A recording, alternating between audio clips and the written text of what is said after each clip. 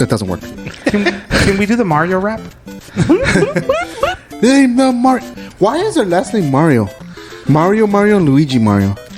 We don't know that for sure. That's just something that movie fucking did. That movie is a classic, man. Unless, of course, it's official. That movie's a classic. Have you guys seen the new movie? No, I have not. I'm trying to go see it today. I saw it. You should totally go see it. Dude. Everybody dies at the end. All I want to know is it the better fact than that they were in Sonic? the Matrix was fucking amazing. Oh, it's better than Sonic. It's better than Sonic. Okay. Which, by the way, I actually enjoyed Sonic 1 and 2. I did enjoy them. So I'm not going to say that they were not bad. Just Slightly keep better? in mind. No, it's better. Like way better? I would say, yeah. But keep in mind, these are kid movies. You know, course. these are for kids. So Sure. don't go in with like, it's not what I... No, you're not the fucking target audience, okay? So That's how I felt all about you Sonic. nerds and geeks and all that, you're not the target audience. It's for the kids, okay? Sonic is not... The Sonic movies are not what I would have made, but they work for me. Yeah. Mario is close to what I would have made. It's actually pretty good, and there's a lot of little Easter eggs and stuff. And, you know, spoiler, they put in, like, you know, other characters from other franchises, a.k.a. Donkey Kong. You have different stuff. It's great. Did they leave out some stuff that I'm like, I wish I would include that or that? Yes, they did. One issue that I did have was, oh, man, there's a comedian named Salvatore, I forget the guy's name, Sal something. I really like his comedy, but he's newer to me, right? Months ago, I think it was like in January or December, I heard him on a podcast talking that he got hired to be in the movie. and he had said that he was going to be Wario in the movie. And I'm like, oh, cool. That's pretty badass. And then I go see the movie with my kids, and I'm expecting Wario to show up, like he said, a cameo or something. And then I hear a voice that sounds very familiar, and he's actually the character Spike from Wrecking Crew. You guys know that game? Okay. It's Spike, who's now like the competition against Mario and Luigi or something like that. Well, the voice is Sal. And I'm like, wait a minute, I thought he was supposed to be Wario. Because they don't want to give away too much of the movie. Yeah.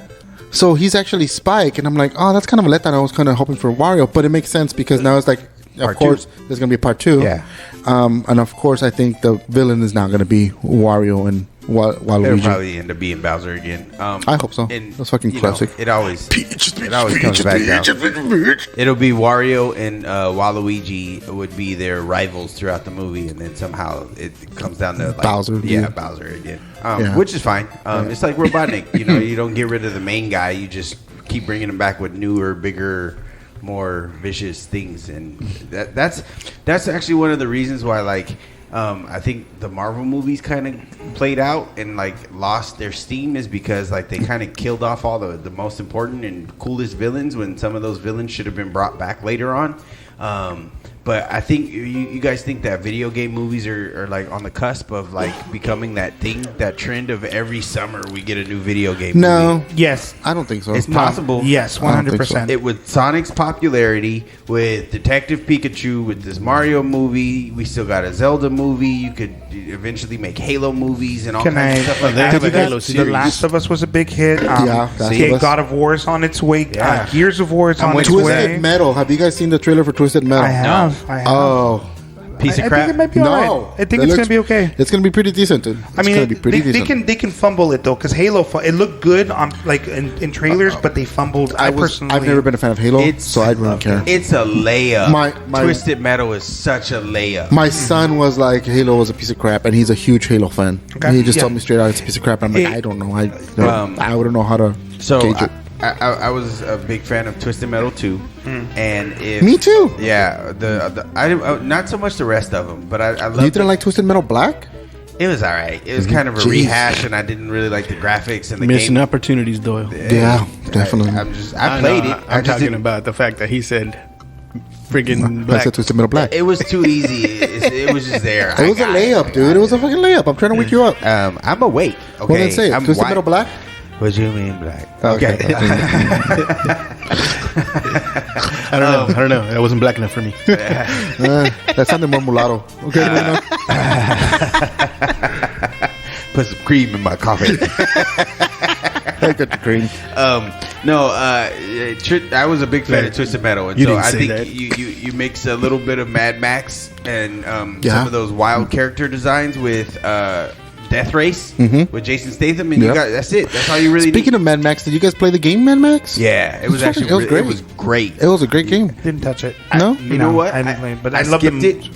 Go ahead, sorry. I was just gonna say I skipped it, but then I actually watched a review of like how good the game was, and went back and watched it and played it, and it is gorgeous. The backgrounds, the visuals of what you see in the game are fantastic. It's a great game. It really is. It does tend to get a little repetitive. Yeah, but what game doesn't? But yeah, exactly. What game doesn't? And you're still having fun. Okay, so there was 2 Mad Max games I remember. One was like an MMORPG, right? And then the other one was the console one where like open world and that's the one that I'm talking Yeah, about. The open world where you're in your car, you can upgrade it. You go to different civilizations and conquer them and stuff, and then you go into the sand dunes and there's like little side missions and stuff, and there's raiders and stuff. It's really fun. It's a lot of when fun. You're driving sometimes and people are like hanging on your car. Yeah, trying to get in. You see them banging. Yeah, it's a great game. Can you like shoot them out of the car, or do you like just swerve and drop them off? Or you can upgrade it to have like things on your car that will injure them and they'll fall off and stuff, like spikes and stuff. Right, it's pretty cool.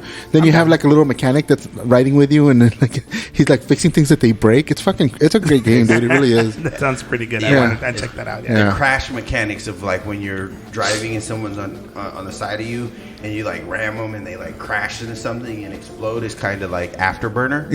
I love crash, like, you know, moments like that in video games if it's done right. Right now, the game that I'm into is the WWE. That's like that. The 2K23 is incredible. It is flawed and glitchy. For instance, we've come to the conclusion you cannot do 2 modes in the game: Money in the Bank and TLC, or Table, Ladders, and Chairs. Of course, you can't do them at all. They're unplayable because what happens is too much stuff is on the screen. When the ladder falls, it gets frozen and you can't pick it up, even when you're doing anybody else. So I'm like, we tried it 2 times. The first time, it fell in the middle of the ring, and then all of a sudden it was just there and no one could pick it up. So it crashed. The second time, we did, I think, a 4-way. I think it was a 4-way. And everyone brought out ladders and stuff, and they got frozen, but they were floating. Like they were just there, and then we couldn't beat the match. So we realized, okay, that doesn't work. Money in the Bank, same thing, because you need a ladder to go up. Doesn't work. So that's the biggest flaw. The other one that I said in the text group when I was playing is that sometimes, depending on the conditions, your wrestler will get thrown against the rope and all of a sudden freeze. You're playing on half PC, right? No, console. Oh, Xbox Series X. Wow. So it just freezes and it's just like right there. And that's it. The only way to get out of it is you have to smack the wrestler out of it. But it's great because it's up to 6 players in the room. It's not like multiplayer online. I'm talking multiplayer in the room, which is something that's not done these days in video games anymore. So my whole family, just about, except for the little one and my daughter probably, but like my wife, me, my other 2 kids, we have a blast playing the damn game. It is so enjoyable, and I miss that because back in the days, come on, GoldenEye, you guys would all sit in the room and fucking play Mario Kart, Duke Nukem. There was one corner like in GoldenEye. I don't care how fast you thought you were, I could hit you like going around the corner. People used to get so mad because I don't know what it was. It was just some sort of weird mechanic after playing the game so long. Yeah. Like you could. And that's right where the golden gun was. And we played golden guns only. And so, like, you'd go to get the golden gun, and people would be like, yes! Yeah! Do you guys remember the graphics of that? And when you saw it back then, like, dude, it looks so good. Yes. It's so bad now. Jesus, man, it's horrendous looking, dude. All deformed. The coolest thing for me about video games, and this is in the 90s, was like that first time that I was able to connect with somebody over the computer. Do you remember Cesar Larios? Yeah, Skeezer. I'm friends with him. So me and him. Did you say Skeezer? That's what I call him, Skeezer. Well, actually, everyone calls him Skeezer. Yeah, he's still to this day, isn't he? He's Skeezer. Skip, Scaps, and Scallywag. Shout out to Skeezer. Skeezer. My Skeezer. Hate. Bucks nasty. Oh man, pull out my switchblade. So he his brother had a PC. I mean, we're talking the 486. You know what I'm talking about, right? But I mean, it was a beautiful thing at the time. And that's tough. The first game that I played online against him was Warcraft. The first Warcraft. Jeez, dude, it was so cool. But the coolest one was playing Quake. Quake, yeah. We were able to figure out how to connect Quake.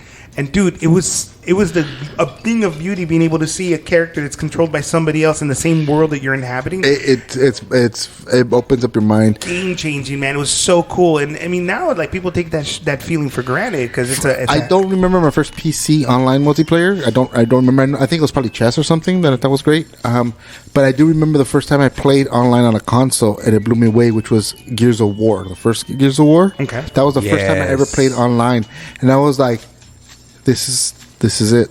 This is the future. Yeah. You know? I thought it was amazing, but it's kind of like I think it got corrupted, kind of like DLC got corrupted. When DLC first came out, for those who don't know, downloadable content. When it first came out, the premise was great, which is basically you have a game, and once you conquer everything, they'll trickle out one or a few little features, and you're like, oh my god, it brings a whole new life to the game, and you play. That was the original intent.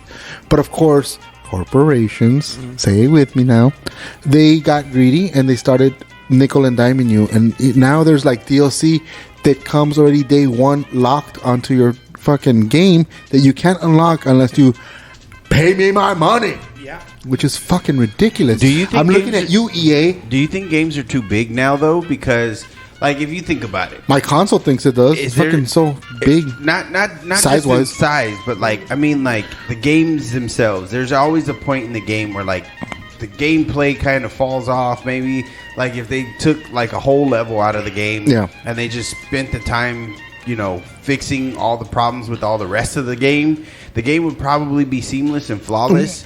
But it's always like they try to add like one extra level, and then it's like one too many or something like that, and then like it comes out glitchy because instead of spending that time polishing the game, they just like why do you need DLC on the first day of the game? That's like the worst. At that that's point, ridiculous. DLC at the first day of the game is not what the intent of DLC was supposed to be for. That's something to breathe life into something that you've already conquered. DLC day one is just you trying to get another money grab. Yeah, games are getting expensive. The games now are $70 and $80 for a regular version, and then you have collector's edition, which is $89, and then you have special collector's edition or limited, which are now $100 to $125 a game. It's fucking insane. I remember when I was complaining when they went up to $49.99, and then they went to $60. I'm like, fuck, okay, I'll go with it. At this point, I'm like, no, the whatchamacallit, the game that I was WWE. It was $70. It's $70 in the stores, and I waited because I'm like, nah, dude. I'll wait till it's either on Game Pass so I can play it for free, or something. But I'm not gonna pay $70 for a game. I got it on sale for $35 at Target. So that's why I bought it. So for context, PCs for the longest time were the ones where they were doing downloadable content, and it was free. Do you remember? They weren't called DLC. It was called expansion packs. Expansion packs, yeah. And sometimes you paid for them, but oftentimes they were free. They were you bought the base game, and then online they would release some of the stuff for free, and it was great. But also because of the open architecture of the PC, people would make their own free stuff too. Yeah. So the game had a life beyond the initial pay. But now on consoles, those are closed architecture, and so they found a way to monetize it. Because yes, the control is on the company side. Because on PC, once you put it out into the world, fans can create their own content. They can, share it freely, and therefore corporations are edged out of it. In the consoles, on the other hand, Sony, Xbox, all of them have control over that architecture, and therefore you have to pay for it. I mean, do you remember like how novel it was at the time when back in 1998 when people were playing Tribes? There was a game called Tribes. Do you remember that one? I remember Tribes. So Tribes was a shooter. It was a space shooter. You're like in like these like hilly desert kind of environments, and there's these floating like castles, and you basically pick between a heavy, medium, or light soldier, and you have jetpacks, and the whole thing was you guys are just going at it across a huge map. Anywhere between 30 to 100 players at a time would go in there and play, and it was free You didn't have to pay to log in, and people would release voice packs and skin packs all free. Yeah. Well, then guess what? Battlefield 1942 came out on the PC free, but now you gotta pay to play online. Nintendo charges you $50. They give you a lot of free games. Sony, you have to pay like $130. Dude, I'm gonna be honest. All money. I'm a fan of the Steam model lately. Steam is really, for me, is taking over the industry because they always put games on sale, and you can create a wish list, and that wish list, like, they tell you when those games go on sale, and they give you updates, and they send you emails, and then, like, yeah, I get it, it's patchy, and like, if you try to get a game as soon as it comes out, but I think this is the problem with following the trends. If you got to get everything when it comes out, of course you're gonna get just wait. Yeah, just wait, and that's been my motto for years. Like, honestly, I never got a console when it first came out because the first generation console always had problems. Flaws, yeah. Always had glitches. It's just like a Tesla. Remember the red ring of death for the Xbox 360? I stopped doing. I did buy an Xbox, a PlayStation 1, PlayStation 2, all day one. PlayStation 3, I waited a few months, but I stopped doing it after PlayStation 3, especially because of Xbox. The Xbox 360 was a fiasco. Yeah. I must have replaced it 3 times in a 2-year time span. 2 times for me. It was crazy. Insane. That was the first generation of console where I was like, I'm gonna wait, and everybody was like, dude, you should get it. You should get it. You have the money. You should get it. I was working, and they were like, no, you got the money. You should get the Xbox. And I was like, I would wait. I'm gonna wait. I already got a system. The games are still coming out for that system. I'll just play it on my old system. I'll save my money. And then the Red Ring of Death came out, and people were like, dude, I can't believe it. It was red. Wrap a towel around it and it'll go away. So, for context out there, the Red Ring of Death was this thing that would happen to an Xbox 360 in which the chip would overheat and the thermal paste would melt and essentially would render the Xbox useless. A little red ring would come out on the power button, and that means that your Xbox was not working, was bricked. Wait, was the term. I thought the Red Ring of Death is when your wife left you for playing too many video games. No, that's something entirely different. I think that's Ring of Fire. That's Ring of Fire. I'm sorry. No, that's hemorrhoids. I'm sorry, Christina. Ouch! Ouch! So the thing about the wrapping the towel. By the way, I like that reference, dude. Dude, at that time, I was all about the DIY stuff. I was opening that thing up. I was fanning it. Yes, and those things would work, but for only like a week or two. Yeah, and then they would die again. Because, dude, I replaced it 3 times. It was bad. I'm with you on that one. And it turns out that it was a bad power supply that they had, and so if you could reroute the power supply, which a lot of people have in years, obviously, because consoles are basically PCs, and so they've been able to map out the systems, and now that everyone builds PCs, it's crazy. They go back and they break open these systems and they can tweak them. And they see what is actually going on in the system, and they go, oh, if I just rerouted my power supply to this, and then what they do is they'll get a PC power supply and then plug it in, and it works just fine. You bring up another point, though. I'm a gamer. I mean, we all are gamers. We were born with the generation. It grew up with us. Our generation. I don't want to say created, but yeah, we were raised at the same time. It's our siblings. We made a culture of it, right? Yeah, we made a culture of it. I mean, look, I'm wearing a shirt and it has an old retro thing on there. Yeah. It's in our our keychain is an old Atari 2600 freaking joystick. My room. Yeah, look at the Nintendo stuff all around, and it's become a thing. So. For us, it's the console for sure. That's what we brought up. But there's also PC gaming. A lot of people PC game. I, for instance, own a Asus Republic of Gaming Zephyr 14 or something like that. You're a Republic? I never really played. I know, huh? I never really actually played video games on it. I did some like Man-Eater. I did a couple of stuff, but we didn't do. You're a man-eater. Yeah, that's and that's the whole game. You're just going around singing that song. You only come out at night. Need to hold me tight. Hold on, just sing it all.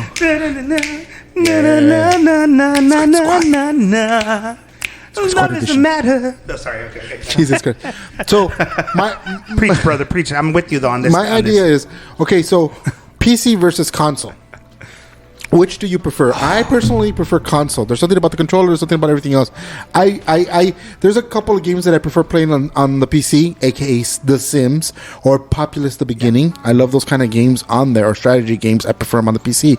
But on the whole, I prefer a finger. I prefer two console. fingers. Oh my! No, Jesus Christ. So, Oh my.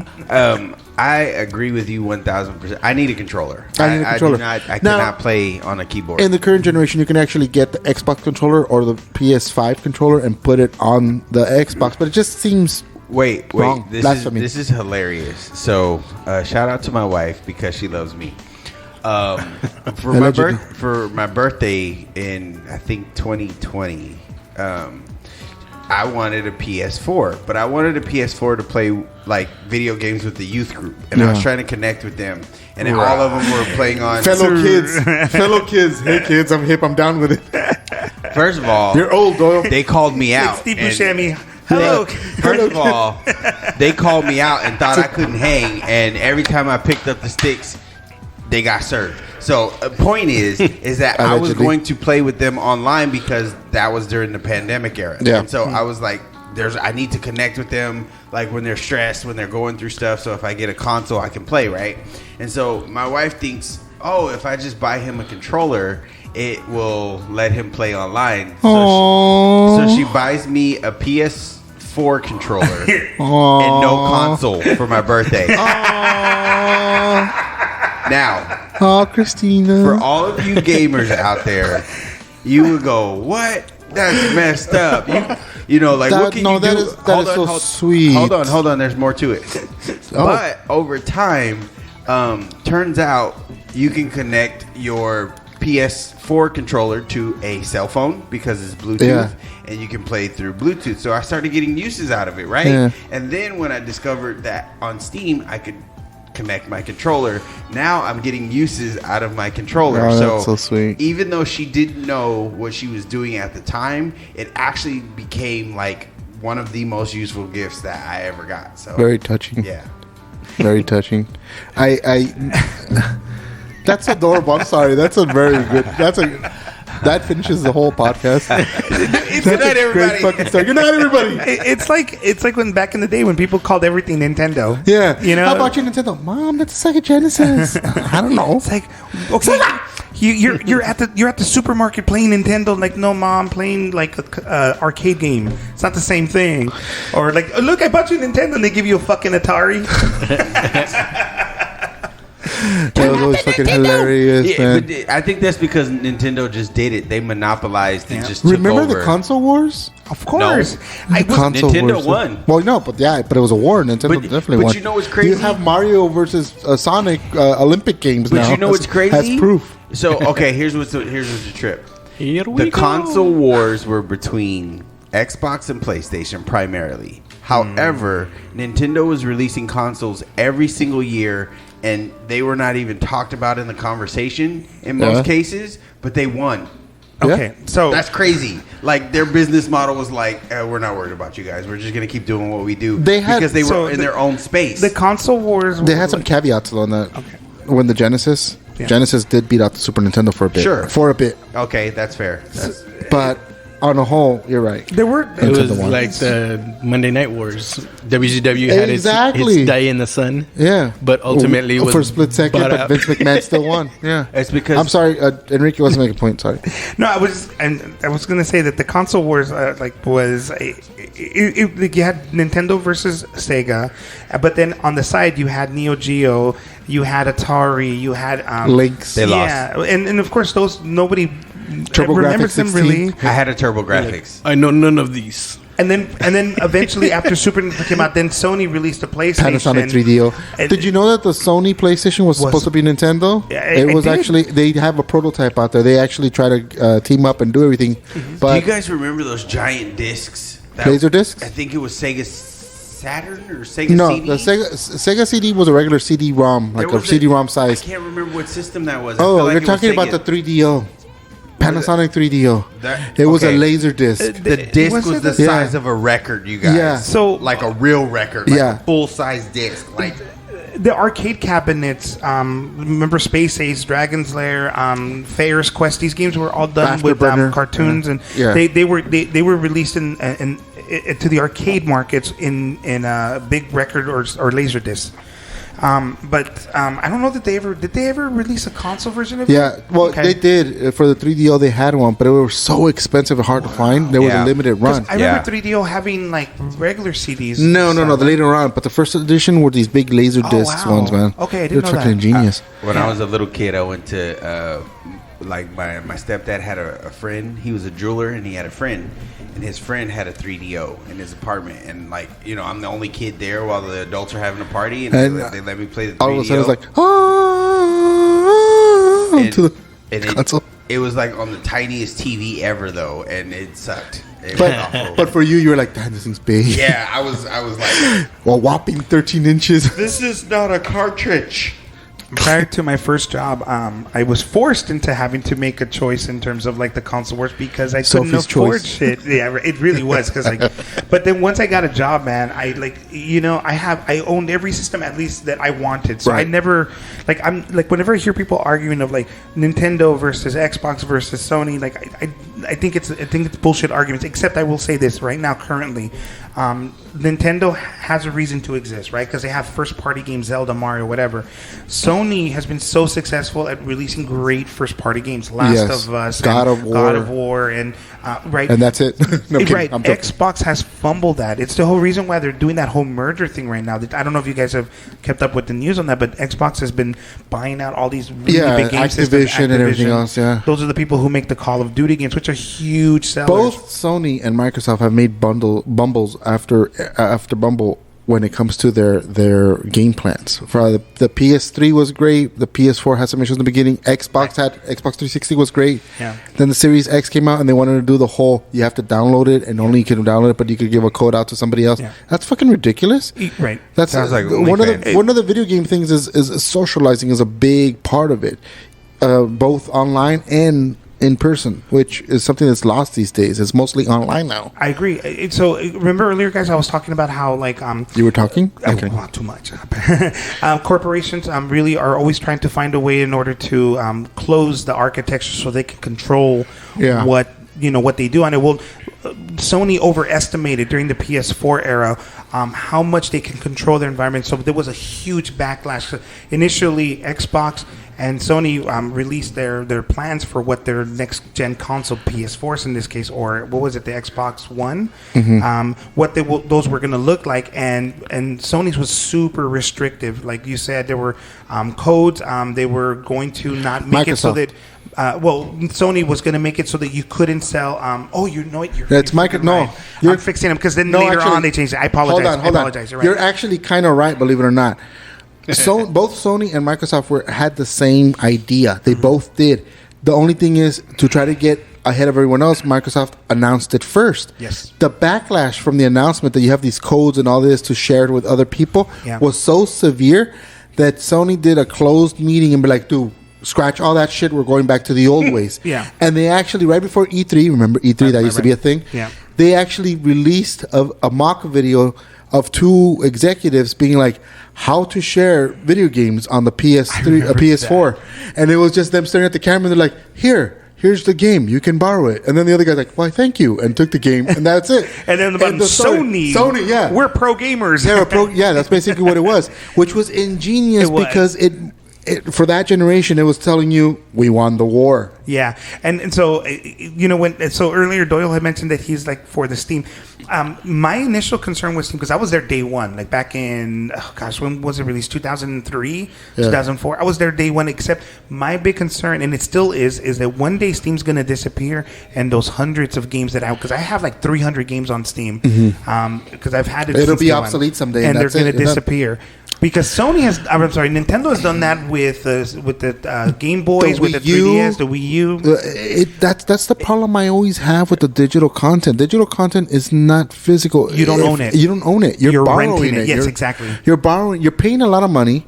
You're paying like $60, $70. You're paying $60 full price for a game that you can play as long as you have access to it. First of all, who is paying full price when every other week it's on sale? You know what I'm saying? That's my point. No, but I'm talking just as the video game culture as a whole, because there's some people that still do it. You know, like I do it once in a while, but it has to be a game that I really want to play. Companies live and die by those first responders, those first what's the term? First adapters. Adapters. Thank you. Yes.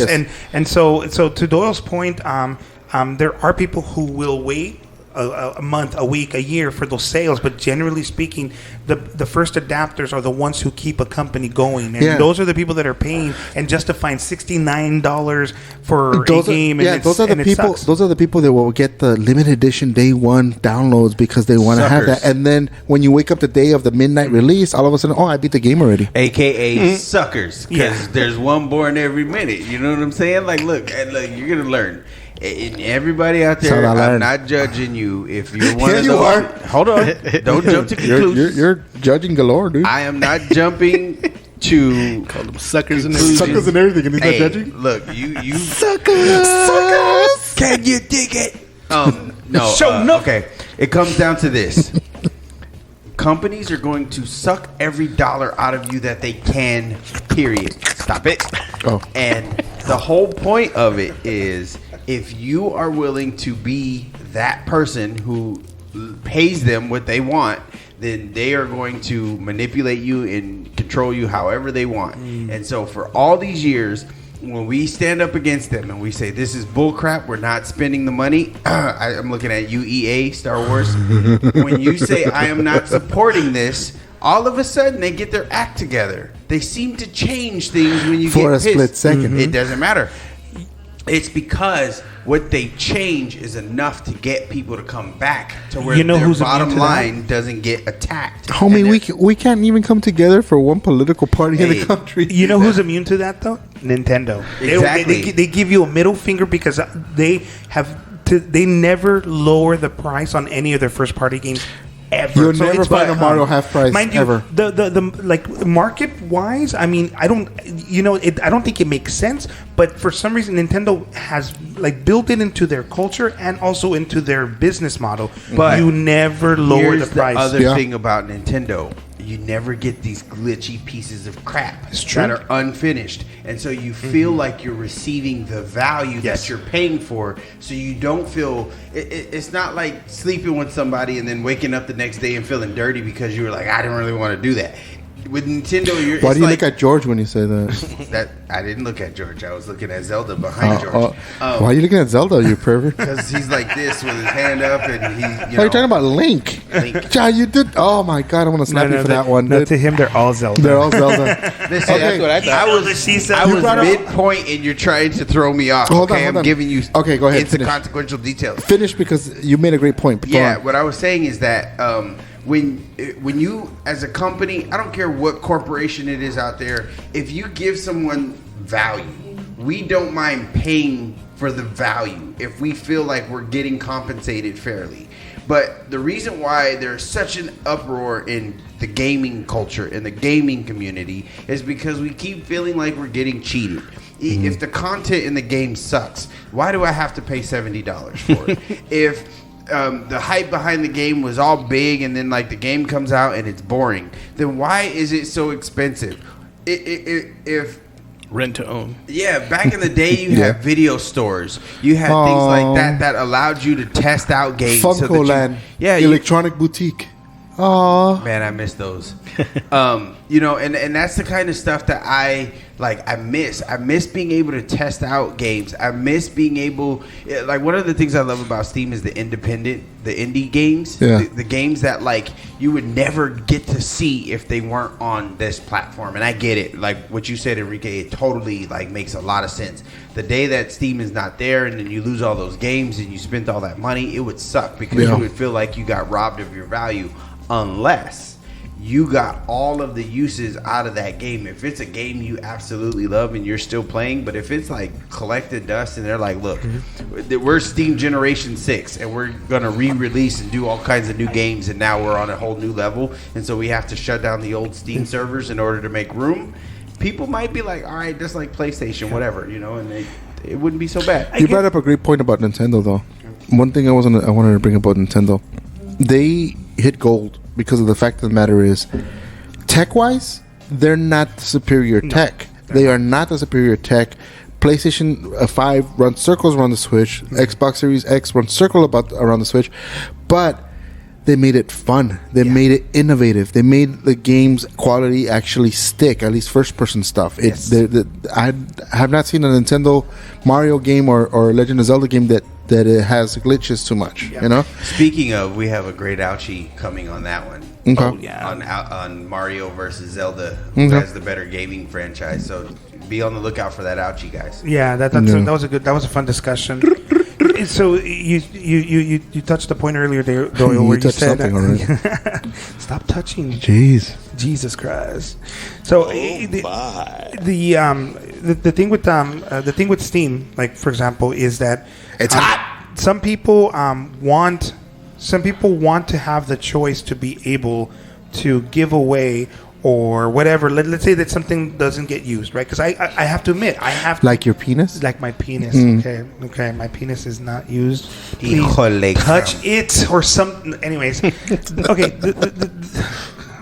See the things you make me do. Fabio, That's what she said. Why you make me do this? You don't do this. Shh, they're coming to get you. All right, that's it, guys. See you later. Hold on. They're here for you, sir. That's my ride, everybody. Good night, everybody. Some like it hot. Sometimes. All right. So, anyways, okay. So, I want to own the things that I buy. I mean, period. I want to own them, and I don't own my games on Steam. Now, I have to admit, I have games that I don't play. I haven't played in years. I do, but I want them to be mine. Now, you only have to go into my room to see that I have like physical copies of games and that I haven't touched in 20, 30 years, but they're mine. And as long as they don't rot. I can give. That's true. Although so far I've been lucky. My Sega Saturn collection is still immaculate and it still works. I check it like often. Shut up. Anyways, you threw me off, Angel. I didn't do nothing. Well done. I didn't do anything. You live in my head nothing. I didn't do nothing. I did nothing. Sega Saturn was awesome. And so the point is it's like you said that some people will get their enjoyment out of it, but you know what? I get my enjoyment out of a game, but that doesn't mean though that they can take it away from me. I hate that they can do that. True. I hate that. But unfortunately, that's the digital world we live in, and I reject it. I don't want that. But unfortunately, we are the older generation. Yeah, I am. Yeah. I am. And kids are stupid because they've been suckered into it. Yeah, there is a lost art of like actually having a physical game, but there's also we hold on to this stuff, right? And we have all this stuff, and we cherish it, and we collect it, and then we die, and then someone has to come in and clean that crap out and sell it because they don't have any value in it. They don't have the fond memories we have in it, and all those hours played and the experience. Our treasure today is tomorrow's yard sale stuff, and so estate sales. Yeah, and it sucks because like we have all this stuff in the world that like we don't really need, and we're holding on to stuff for what purpose and what reason. And I get it. I mean, like if you're gonna create like a shrine or a museum, or like you create a nice like case for it or something like that, But honestly, for how long did I have that 64 that I didn't play while I had a PS2, and it was just sitting there for like months and months and months, and then I finally put it in the box. And I mean, there is a part of me that wish I would have kept all my games, but I mean, at the same time, they were taking up space, and then it becomes clutter, and then you get old and you can't really clean up after yourself, and you become a hoarder. Don't do that, guys. I'm a collector, so I'm a hoarder. Are you anti-capitalism? Absolutely not. I actually am. He's a hipster. I take on that Tony Stark way of thinking. I don't like nostalgia. I let it go. Like, move on with your life. Like, it was good for the time that it was there, but I don't need to hold on to a good thing forever. But in the capitalist, everything has a season. Just quoted a childhood nostalgia of Tony Stark from Iron Man. Go ahead. Hey, he died. You know what? I learned my lesson. I moved on. Let's go. So, from a capitalistic perspective, having a physical copy of something, and then, like you said, it turns into like somebody's yard sale. The community dictates the value of it. Did you say dictates? I said dictates. Wow! I did. It tastes like salt and pepper and vinegar and what was the raspberry vinaigrette. Jesus Christ! Ouch! Spots. Okay, real quick. Well, what's your favorite console of all time? Your mom. Hey. That's Jordan. And you say that I'm the one who interrupts. George, what's your favorite console of all time? If you had one console that you had to play for the rest of your life. The most fond one that I look back on was the Super Nintendo. Oh, okay. Enrique? That's a big question. I can come back to you. No. I'll answer. I think it's between the PC and Nintendo. Nintendo because it's you my gotta choose one. PC. Okay. That is difficult because of there's two consoles that I think in the prime of my gaming, it was 64 and PS2. I'm gonna go with PS2 because I have more games. Yeah, I'd probably go with that one if that was my choice. But 64 had better. It games. Had an amazing, I think one of the largest libraries ever, and it's the first PlayStation I bought, by the way. Like before, I did not buy the PlayStation 1 because I was like, damn. But that was the first one I bought because of that reason. It had so many games. Yeah. Matter of fact, the PlayStation 1, I remember my first experience with it was this motherfucker right here, Enrique. He took it to my house and he showed me, not Legacy of Kain. What was the name of the first one? Legacy of Kain was the second one, but there was one for the first one. Legacy of Kain was the first one. Then what was the second one? The second one was Legacy of Kain 2. Omen. No, Omen? Yeah. Yeah, which was Legacy way of superior. Kain, Omen, yeah. But Legacy of Kain was one that I was like, oh my god. That was my first. And Battle Arena Toshiden. Those are the games you brought over. I remember that. And I was like, that was pretty cool. I was like, I that also was cool. took over Doom. Yes, you did. I took over Doom for that. but I couldn't play it because I have that thing where I couldn't watch first person. It got me nauseous. At least I used to, not anymore. Right. But anyways, going back to it, I'm going to say one just because of personal experience. It's a flawed system because it did not have many games, but it was ahead of its time. Sega Dreamcast. Great game. Yes. That is the one I'm going to go. Why? Because of the Naomi system that it had in it, dude. The Naomi system was robust, insane, and it was the first true arcade quality home edition because you could actually take the memory card from the Dreamcast and stick it into a Naomi arcade game and transfer your stuff like Power Stone and things like that. Yeah. They never really used it to the extent that they should have, but the idea behind it is fucking amazing. So all the games on Dreamcast were phenomenal. Yeah, I agree. It wasn't a lot, but every game was like it was a crisp, star quality, powerful library for sure. Two things on that. One, I noticed you didn't bring up the Neo Geo because that really was the first home console that replicated the arcade environment. Let me change my statement. Sure. The first affordable game.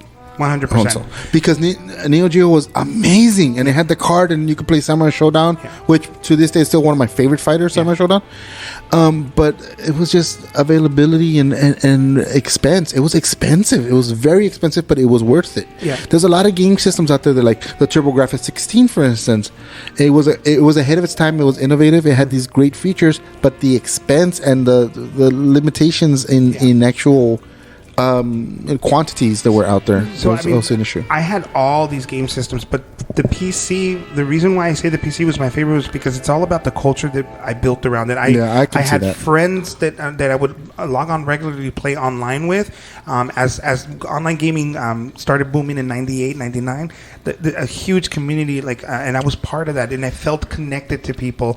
Not to mention all the multiple experiences that you got to have. Like consoles were very specific for like Mario and platforming, and then when Sony kind of came out in Dreamcast, they blurred the lines on that. But the console was always very consistent in terms of their experiences. That's not the case anymore, by the way. No. I don't play I don't play PC now as much as I do consoles. I play the PS5 more than I do anything else. But the PC, from a memory, from a nostalgic perspective, that was my favorite because many great experiences. That's exactly my point. Like from experience and all that. Because for me, like I said, the Dreamcast is flawed. It's also it was not the first. It was actually the second system I ever bought myself.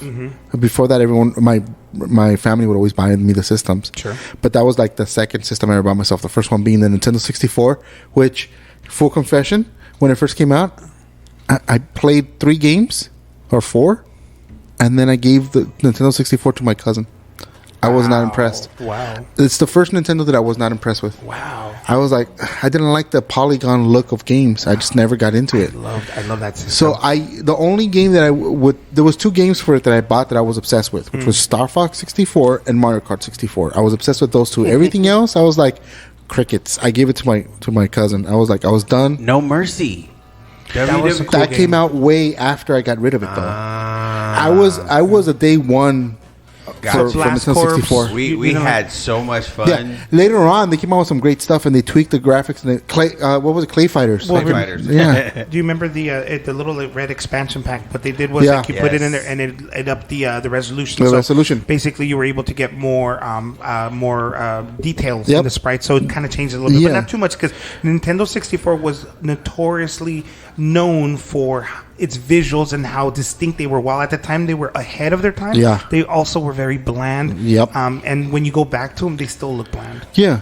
But that was my issue with that. I have a question console for you guys, though, in terms of gaming. Like, can you guys recall like that first good memory, that one experience that you felt when you played a game? It could be a console, it could be whatever. What is that one memory that you still can recall, almost like if it just happened? Do you mean like the first memory? It could be anything. Like, I mean, if I can give you guys an example, for me would be the first time that me and my friend Sergio, he brought over his TV and his PlayStation.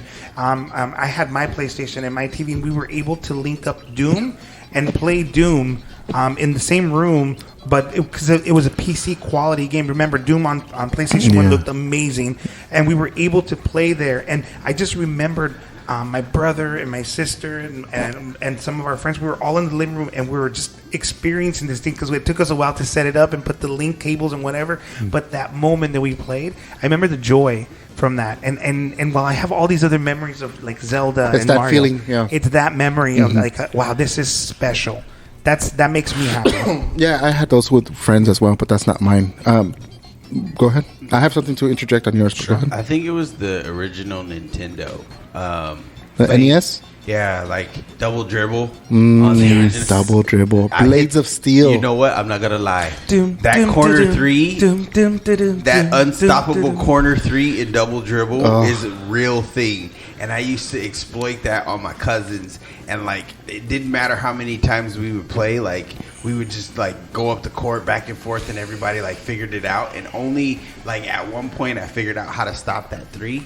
And then my cousin got mad because it was, like, the one time, like, anyone had figured it out. And ever since then, like, for me, it's always been about playing someone in person, like competition. Yeah, there's something about that in your house kind of competition thing is always fucking great. To this day, me, George, Ray, and our buddy Jesse have to. We have this Ninja Turtle game that I got on Steam. That the most recent one that beat 'em up, and one day we're just gonna get pizza and play Ninja Turtles until we beat the game. George, which one's yours? I think when we were able to play, like, cooperating in a fighting game. Yeah. Oh, yeah. So for me, that was Double Dragon in the Nintendo. Double Dragon, classic. And then the Super Nintendo came around and stuff. And Super Double Dragon. Did you ever play, like, any of the Street Fighter games in the arcades? And then the arcade, I mean, I did, but after the Super Nintendo experience. Yeah, oh man, because I got stories about it. The funny thing about that is that my stepdad had got a Super Nintendo for us, air quotes. I know that. I do that to my kid all the time. Look, I got you a Game Boy. I got the Series X for my kids, air quotes. And what happened is that, unbeknownst to us, he had been opening the Super Nintendo and playing the Street Fighter game. And then one day when he feels his skills are up to par, he's all like, hey, come into the room. I don't know what the hell's going on. So he pulls out the freaking Nintendo, and then what's it called? He's like, shh, don't say nothing until Christmas. So then he starts playing us because he's probably already tired of beating the computer. Yeah, he wanted a challenge. Yeah, so we're getting our asses beat by this old man who's fucking playing with Chun-Li. All we're hearing is yap. It's like, damn it. And then he perfected the the 2-move like thing, like the trip Yeah. and kick. Oh, I trip, hate that kick, thing. Trip, Oh, kick. man, I know That was the cheat, man. Back you cheeser, into a the corner. cheeser move. Cheater. Do you remember in Street Fighter Alpha, they actually added a little logo of a piece of cheese whenever you did those type of moves? So if you got that, if you won that way, it would be cheesy. I would love that. So yeah, from that point, like that kind of like sparked that whole like competition, like fighting against each other. Because before that, it was cooperation. Yeah, like let's beat ass together, and then after that, it became like I'm gonna beat your ass. Yeah, but the good memories of it, though, right? That's what stands out of that. But you said you were Before I give mine, when you say Doom, you reminded me of a great memory, which was when there was my brother had a friend who had like a computer room, like a room with a PC, and then on the wall he had all this software and stuff, and it was like, this is 19. When did Doom come out? 1989, 1990, something, 90 something, 90. I think like either between 89 and 90. Okay, so this was like ooh la la, right? Yeah, let's see. This guy, before I even knew what modding was or customizing, he had modded Doom, where he replaced all the zombies with Homer Simpson, and he and all the other creatures as Bart Simpson. So you were basically fighting all these zombie Simpson characters, and I always remember that it blew away my mind to know that someone can actually go in and reprogram mod, as they call it now, games for another effect. That was always, whenever you say Doom, that's what I remember. Doom Wads is what they were called, and you know what? Remember, like back, you go to EB, like the boutique, electronic boutique. There you go. Yeah. You would find those like PC boxes that said 1,000 levels of Doom, and you're like, what? That was a whole thing back then. I remember that. Oh, by the way, the game came out in 1993. 93. But before that was Wolfenstein. You guys remember? I remember Wolfenstein. Yeah, that came out in 1989. Yeah, and then after that was Doom. Yeah. But okay, so wait, let me get my console memory. Yeah, please. Okay, my console memory is actually going back farther back, and it is the Atari 2600. Why the Atari 2600? 10-year-old. Huh? Yeah. What? He said you just aged yourself. Did he say something? Grandpa. Wait. Excuse me. I had a frog in my throat. So a squid in your throat. A tentacle in my throat. So Atari 2600 cephalopod in my throat. I you remember were playing Pong. No, it was the terrible Pac-Man, Atari 2600 Pac-Man, which is considered the worst version of Pac-Man in the history of Pac-Man. But something happened in me where I was like, I remember it fondly when they bought it it was supposed to be for the whole family, supposedly, but it turned out to be just for moi. And I got addicted. From there, we had Combat. The game Combat, which was a bunch of different fight simulations for war and stuff. You had some tanks and I remember as a kid thinking they looked just like tanks. They looked just like helicopters. I had the game Superman. I had the game. I mean, I had so many games, Pitfall, and all these games that came out for the 2600. Looking back, it was terrible. But just that revelation of this new form of entertainment, this new thing that was. Can I change my answer? Of course. Arcade. Arcades in general? For me, it was the arcades. That's what really made me See, but you're younger than me. So when arcades were around, when I was a kid, they were, but it was different. And then for me, Atari 2600 and the 5200, which I never got, and I didn't see the point of it. But it was supposed to be like the newer one, like the Super Nintendo to the Atari, supposedly, but it wasn't. There was just something. The reason I say I wanted to change my answer is because I have like all my favorite like gaming memories is when I was in like the arcade. Like there was something like cerebral about being able to take my quarters and go and try to like command, the arcade, like you were playing Street Fighter or Marvel vs. Capcom or something like that. Yeah. And like some random stranger just comes up and they want to challenge you and you're like, oh, what's up? You don't know. And then you serve them real quick, and then like they come back with like $1, and they're determined to beat you, and then like the crowd starts gathering around the arcade cabinet, and then they put the quarter on the fucking cabinet. Yeah, I'm next, and you were like, dude, I'm taking all challengers today. I'm about to serve this whole room, but like you go through like 15 people. And you're like, man, this is like, I got this. There was an extra step when I was a kid that wasn't around when you guys were a kid. But Enrique, you're gonna get a kick too. Like with Mortal Kombat when they came out and stuff, and of course the quarter and the tournaments that you would have, like the impromptu tournaments at the video game store. Mm-hmm. My favorite part was when someone would bring out the dot matrix printout of the fatality moves. So they'd be they'd be studying and going through to try to find out the moves to do your friendship and all these things. So it was brand new, and it was like an amazing thing to experience. Absolutely. Do you guys remember I told you guys the story where like Street Fighter when it first came out, there was this whole, it was almost like Pokemon. You knew what part of the city had a Street Fighter game in its corner liquor store or supermarket, and Street Fighter 2 to be precise. Right, Street Fighter 2. Thank you. And so, whenever you went to those places, you knew who the champions were of those. So it's almost like if you guys know Pokemon, a gym captain or whatever, gym master. And that's exactly the sort of culture. It really was. That's hilarious. Do you remember the original Street Fighter though? Yeah, it was so bad. The original Street Fighter had these two massive, about 8-inch buttons that you actually had to punch to actually play the game. It was such bad. It had bad collision detection. It was just a terrible. It was horrendous. Yes, but it was able to go on to the next one. Did you guys hear about the arm wrestling arcade cabinet? So it was an arm wrestling. Yeah, the mechanical thing that broke people's arms. Yeah. Wow. Wow. No, I didn't know that. Yeah, it was causing so many injuries. They pulled it from the market. I think it was in the market for correct me if I'm wrong, 3 months, 2 months, something like that. It was freaking over the top. Imagine you think you're like top the arcade game. Imagine you think you're like super strong. You're like, what's up, Gabe? So sorry, we're interrupting. I have a question. I mean, just a quick little game. I know we only have a few minutes here, but if I can do this, you guys all had Nintendo, right? Yeah, you had Nintendo. So I had all of them except for the Super Nintendo. I skipped it. I jumped to the Genesis. Okay, so real quickly, like I think. If you hear a song of a video game, would you be able to know what game it's from? Perhaps. Okay. Maybe. And you're talking about original Nintendo. Your original Nintendo. So there's a chance. I have I have this great database. I'm going to play like 3 recognized. I think you guys will get them. I think so. But just going to play them, and maybe out in the audience, people, if you guys can put on Discord what it is. Although we might give the answer away, I think. Just give out the answer. Sure. Okay. All right. Well, anyways, we can all bond over it. Anyways. Fuck the audience. All right. Here we go, guys. Wow. I don't believe that, Squid Squad. We love you. I don't.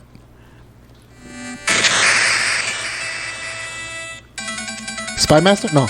Blaster Master? Blaster Master. That sounds like Blaster Master. Nope. Road Rage? What the hell? Contra? Ninja Gaiden? Oh, Contra. There it is. Contra. Okay. See, I said it. Yeah. Bastard. Yeah, Contra. Yeah, when you said it. Here we go. Fight. Look. Mega Man? No, it's not Mega Man. Castlevania? That's it. Yeah. Castlevania. That was on Castlevania? That's the first one, yeah. That's pretty good. Okay. And then last one. This one's... It's my turn to get it. Here we go. I'm not going to get it. Okay.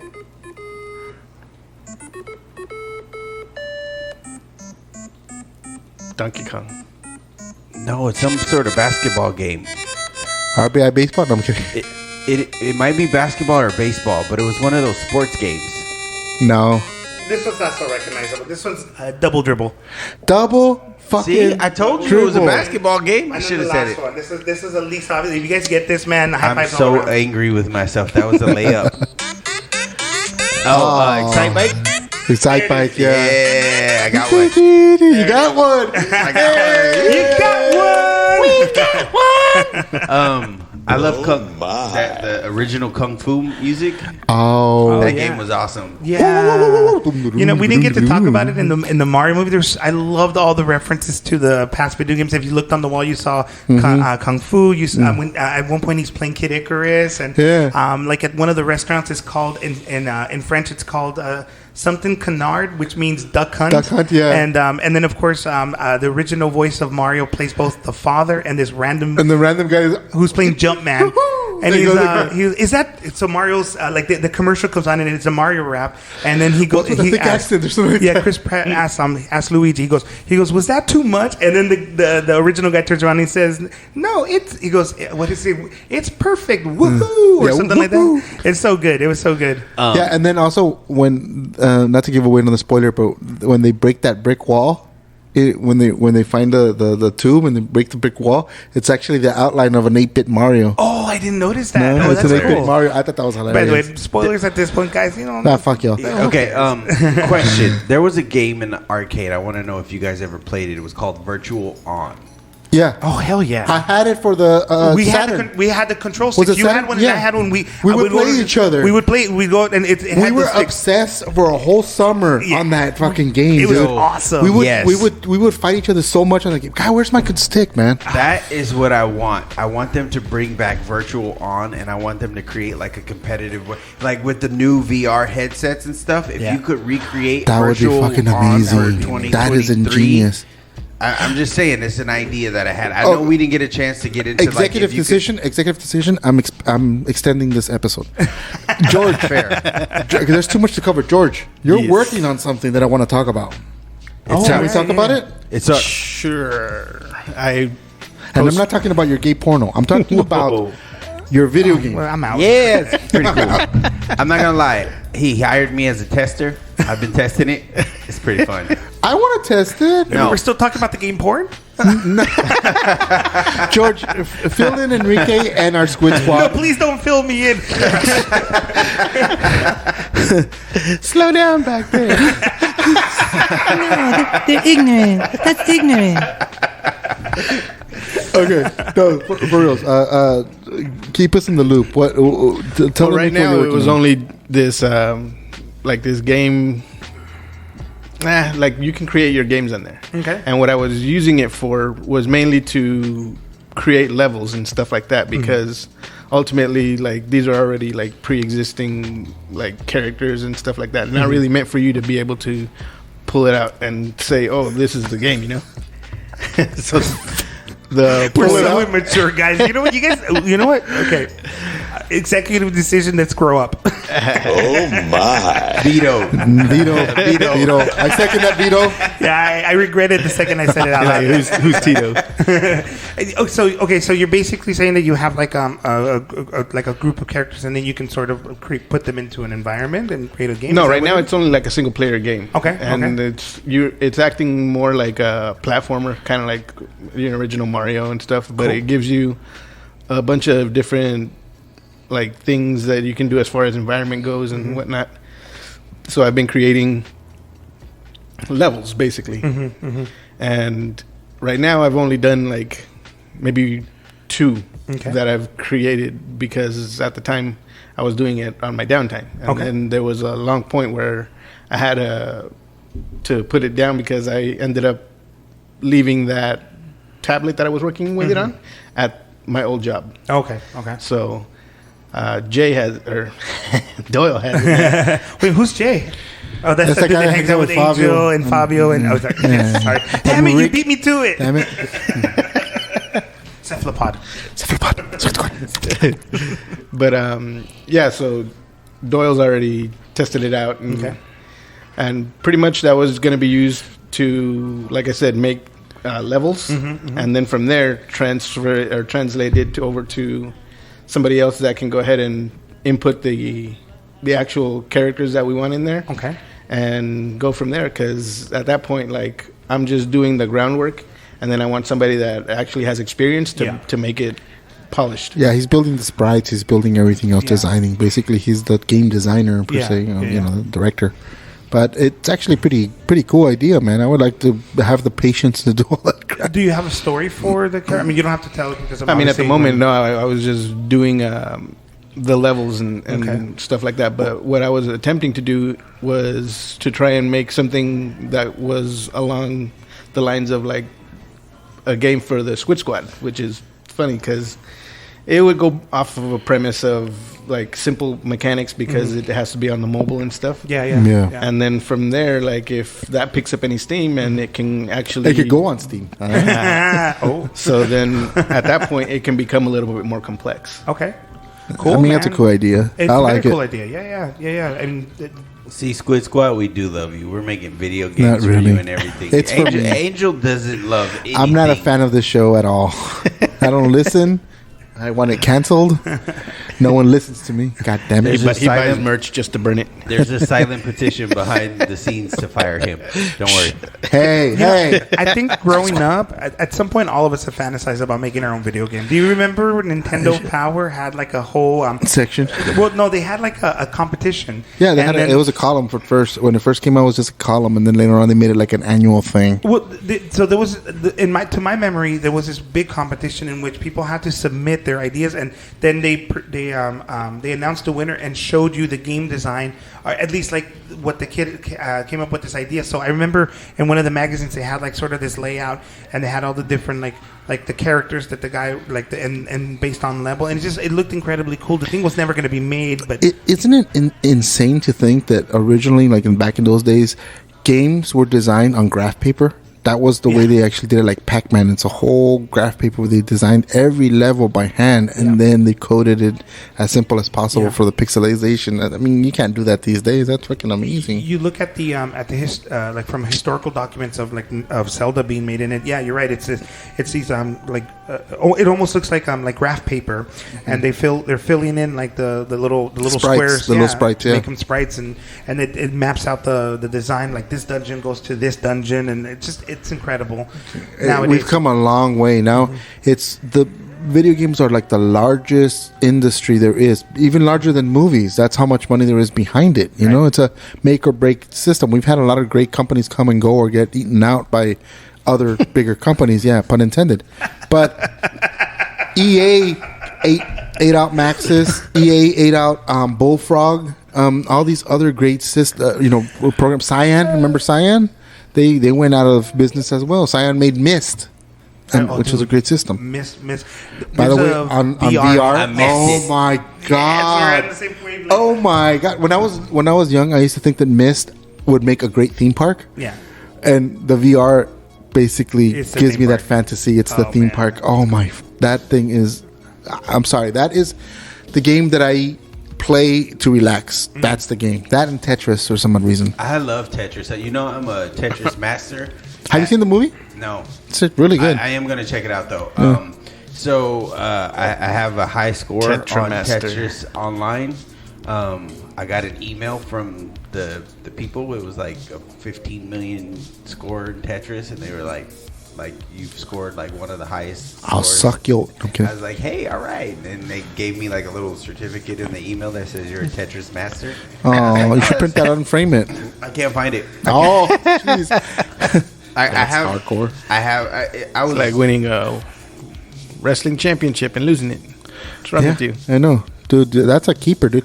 But now there's a culture behind video games. Is what I was trying to get to. It's something that when we were kids, I mean, it was already just our kids were the ones who were around. But now it's like everyone has games. My mom never played video games growing up ever until the Wii came out, and Wii then tennis. she played Wii tennis, Wii bowling. She loved those, and then when the GameCube came out, I would spend hours and hours playing a little game on there called Animal Crossing. And she would be like, what are you playing? That looks so stupid. Like, that's so ridiculous. But she would sit there and watch. And after a while, she's like, can I try? And she started, it's her number one game in Animal Crossing. She has it on the Switch. I bought her a Switch Lite. So she has that game on there. In every console, she got a Wii just to get the Animal Crossing. She got everything just to get Animal Crossing. I had to give her a DS, so she had the New Leaf edition. Or Wild World or whatever. Yeah, New Leaf and all those. She was obsessed with Animal Crossing. So, shout out to moms. Yeah, it's the first game she actually played. My dad tried Pac-Man back in the days, and then he was like, it's not for me. And he never touched it again. I'm going to get deep. Do you think video games was the solution for single mothers? For our generation, maybe. Yeah. Maybe. It just dawned on me because I thought about it. Like, but for then single again, moms, they would be like... Go back a little bit in television, I would say, would be the solution to single mothers. Well, because it's a distraction. Yeah, but I'm saying like video games in general, like interactive or something. As the world grew in single moms, the video game industry grew. Right, So- but their academics went down the toilet. What? I said right, but their academics went down the toilet. I wouldn't know. I failed everything. But That's why. but I'm a master at Mario. I know all the warps. Yeah, and that's the thing too, is that video games, while they are fun, obviously, they're addicting, but they can be used to go ahead and like educate you. Like, oh yeah. one of the things, interestingly enough, I learned how to do a power driver yesterday. Ethical question: Is there a time when a man should put down video games? No. Never. Well, when you're a parent, maybe when you have to give attention to the kids, but other than that, no. I think like anything else, when it starts time to and a get in place. the way of Other like things. your functioning Yeah. regular life, then yeah. But Yeah, if no. it consumes you and it's an addiction like anything else, Yeah. like video games, movies, cigarettes, alcohol, Too much of anything food, is too bad. much of anything, Yeah. excess of anything. It's I just say- religion in some, politics in another one. When- It's all different stuff. When you fail at the things that should be prioritized, Relationships. above it, yeah. Yeah. So, gentlemen out there, I know women, if you're still listening, which you probably aren't, Dude. But if there's a lot of girl gamers, so Dude, I don't- got don't- so lucky, so fucking lucky that my wife loves video games and she's a gamer. I love it. She started playing WWE with me, and That's awesome. She kicks my ass, but she's really good at it. But Shout out to Valerie. yeah, dude, she's really good at it. Make And- them tap out like a little beat. Hey, true, very true, very true. But yeah, no, dude, He's my bearded bitch. yeah, carry my bearded bitch. That's my wrestling name, bearded bitch. No, but yeah, it you bring a good point. You do. It's all in excess. But okay, favorite series of all time. Wow, that's tough. Zelda. because- Not even got to think about it. Zelda is like I want to play. I haven't played Breath of the Wild, and I know I'm way behind the curve. Whatever. Yeah, That's fine. I got other priorities, but it is a game that like every time I've ever played it, a Zelda game, I have thoroughly enjoyed it. Yeah. I didn't play Zelda on Super Nintendo and went back and played it and loved every minute Oh of it. man, that's one of the best, man. Yeah, when I went back and finally played through that whole thing. What's the name of the sequel that came out for the 3DS for that one? for the sequel. Link to the Past. The sequel to Link to the Past. Four Yeah, it was- Four yeah, Caps, Minish Cap. No, Minish Cap is something else, but there was a Link's 3DS. Awakening. The Link's Awakening. It wasn't a 3DS. It was Link's the original Game Awakening. Boy. Link's Awakening was the second one. So, you guys want to hear something crazy? Can you believe on our phones you can have the entire Super Nintendo, the entire Sega Genesis Emulators. and you can have like a 3DS on your phone now. Like Yeah. that's how much space that those games barely took. in Asterisk. terms of the ROMs. Asterisk. When you use an Android, because the iPhones are not jailbroken. So, no. If you jailbreak them, you can. If you But jailbreak okay, 'em, but you to your point, Doyle, yeah, like the games, the ROMs as they're called, like which are the little game files. You can have a full library of every game ever released for Nintendo, Sega, for Game Boy, 3DS. All of those you can have them on your phone because of how small they are. They I don't used to have struggle until I they used get to to have an PS2. emulator. I used to have an emulator on my Droid Ares. If you guys remember the Droid Ares when it first came out, and I had Mike Tyson's Punch Out. I had the hardest game, and I'll fight you all for this from the Nintendo, which was DuckTales. DuckTales is the Yes. hardest Ghost and game. Goblins, dude. Actually, That was tight. I will give you one pushback. I stand corrected. Ghost and Darkwing Goblins. Duck is Darkwing Duck and Chip and Dale Rescue Rangers are insanely hard. Yes. But all those are the same, that genre. The Darkwing Duck, Chip and Dale Rescue Rangers, and DuckTales are the hardest games around. But Enrique brings up the point. Ghost and Goblins was frustratingly hard. Every level Frustratingly was hard. was a challenge and a thing of patience, because you had to find every pattern. And so after beating every impossible odd, when you finally won, they You told didn't you, win. by the way, this time it was you got to go back fake. to the start. Yeah, You gotta go back to the start. And you have to and do now it with the every bracelet. boss you're fighting double. Yeah, the double. boss. And I got another one to add to that list that is like, fuck you game. And that's one is the original NES Teenage Mutant Yes. Ninja Turtles. The swimming level. The swimming levels. Yeah. Son of a That fucking game was so frustrating. I'm so glad they came out with that arcade because I would have given up on the Ninja Turtles off right there, I dude. loved that game though. I did too. No, I did too. Loved I did it. The too. original one. I I did. finally found how to Hated That's your it. guilty pleasure, right? Hated it. I'm not gonna lie.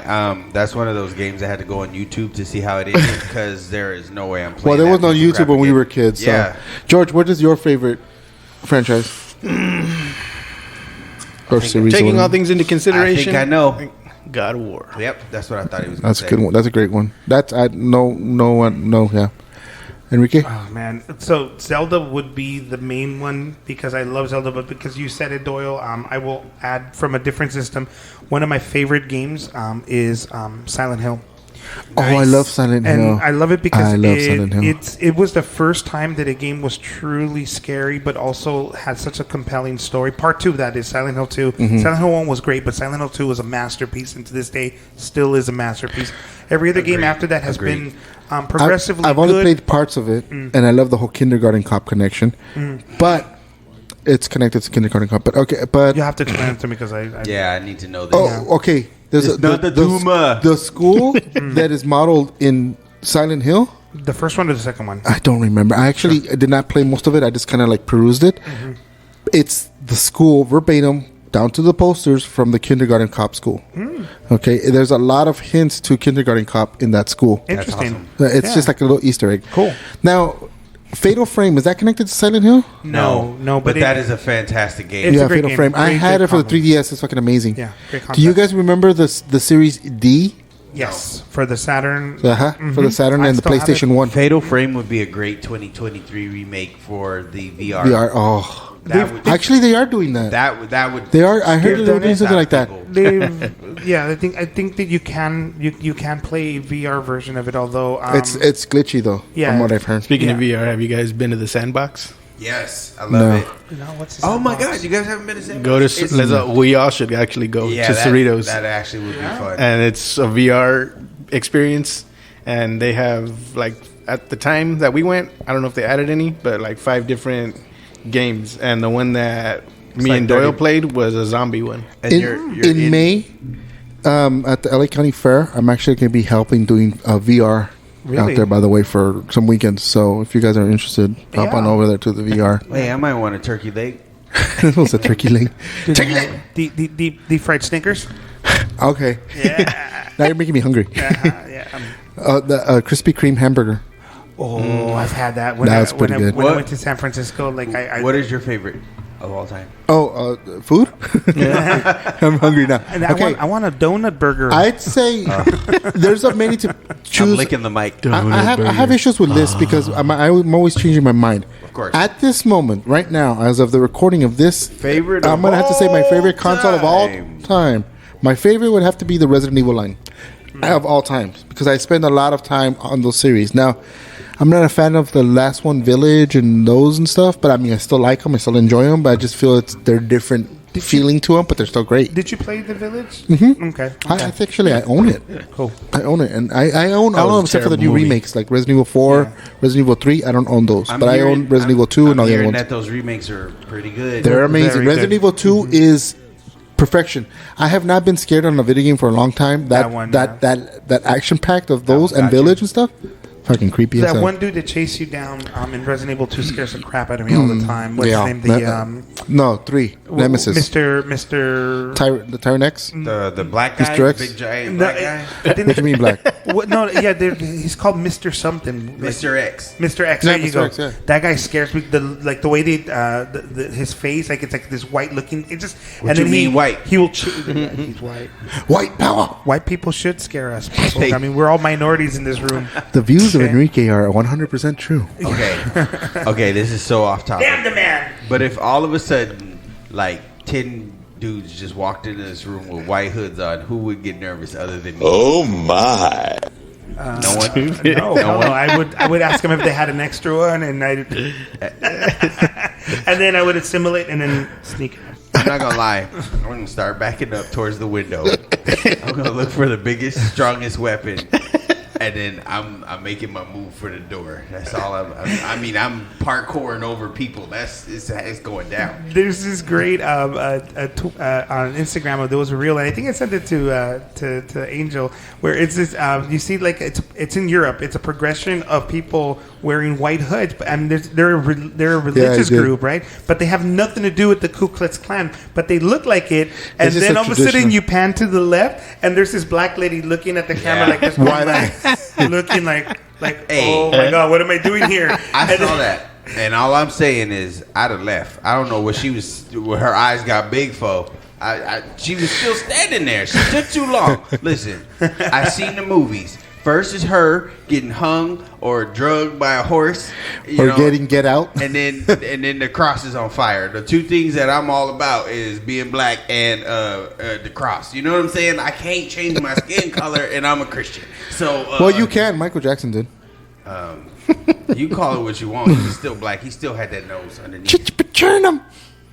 They pulled out chicken. They're ignorant. Every time That's ignorant. pulled out a piece of chicken, Michael Jackson's eyes got big. He can't deny his upbringing. That's true. He was still black. Come on, buddy. Now I want some fried chicken. Come on, all right, buddy. We're talking about the great stuff of video games. Let's talk the worst video game or franchise or console. What would you call the worst of the video games? Worse, huh? That's hard because you don't commit them to memory. Oh. Unless, of course, your experience was absolutely atrocious. I got one off the top of my chest. Sure. E.T. Yeah, that's pretty bad. No, can I answer with, like, I don't say it's the worst game, but I'll say that it was disappointing to me because of my expectations of it, was Resident Evil 3, the remake. Like, I really was excited. That's the only one I haven't played. Okay, that so and 4. I loved part 2. It was like you said, it was perfection. It was beautiful. Part 3 looks great, but you can tell that it was rushed because they removed a lot of the features of part 2. Like, for example, you know how when you kill the zombies, they kind of fall apart. Yeah. Not in this one. They also they nerfed some of the weapons. It just for what could have been a perfect experience. Man. I felt disappointed by it. Mind you, that's just my opinion. Maybe you'll like. And honestly, a lot of people look past it, but for me, that was very, very disappointing. And that's more so than what the worst game is because, dude, there's like a long list of it. Are they remaking all the Resident Evil? No, because they did 2, 3, and 4 now. 4 was the most sought after. I doubt they're going to remake. I have 5 that and for 6. the VR, by the way. 4. Cool. Very Great. cool. Great. I seriously doubt they'll make 5 and 6. There's just not enough incentive 6 was to do terrible. it. 5 was great. Yeah. 6 was terrible. I don't think they'll remake it. I think what they'll end up doing now is continuing on. New story. As long as they don't remake Code Veronica, I'm happy. Oh, It wait might- a minute. it might happen. I'm sorry. Yes, that's actually probably the one they're going to remake. I hope not. I didn't think about that God one, but you're damn it. right. Don't make that one. Because they're not going to remake the remake because there was Resident Evil for the GameCube, remember? And then Resident Evil 0 for the GameCube. And they haven't really touched those. I doubt that any of those will be made. Yeah. Yeah. Worst game ever. I don't. Okay. Do you have to have played it? Yeah, no. I mean, ideally, yes. Ideally, yes, but because otherwise your opinion is kind of like jaded. But I mean, go ahead. Okay, I'm going to give you a jaded opinion. Any of those hentai games on Steam, you perverts, knock it off. Like, God, I keep seeing these games and I'm like, what is that? And then I'll like click to look at it. I'm like, There's always been this weird like subgenre of like these pervy games that's like no one touches. Like there was Custard's Pie or something from Atari. Tomb Raider when it first came out. Which, by the way, the puzzles are amazing on that game. But yeah, that was always off-putting.